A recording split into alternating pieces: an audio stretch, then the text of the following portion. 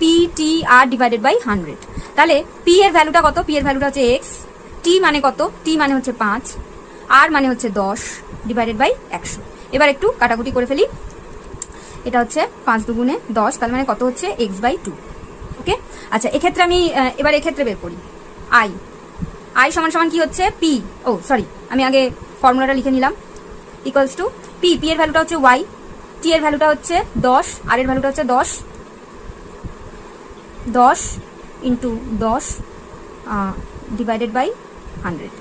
তো এখানে এই দুটো জিরো কেটে গেল, তাহলে কত হচ্ছে? ওয়াই বেরোচ্ছে। ঠিক আছে, এক্স প্লাস এক্স বাই 2। ওকে, তাহলে এই এক্স প্লাস এক্স বাই 2 এখানে লিখতে হবে সুদাসোল কত হচ্ছে? এখানে 2 হচ্ছে লসাগু, তাহলে উপরে হচ্ছে 2x প্লাস এক্স, কত হচ্ছে? 3x by 2। এটা হচ্ছে সুদাসোল, এত টাকা। ঠিক আছে, এক্ষেত্রে সুদাসোল কত হবে?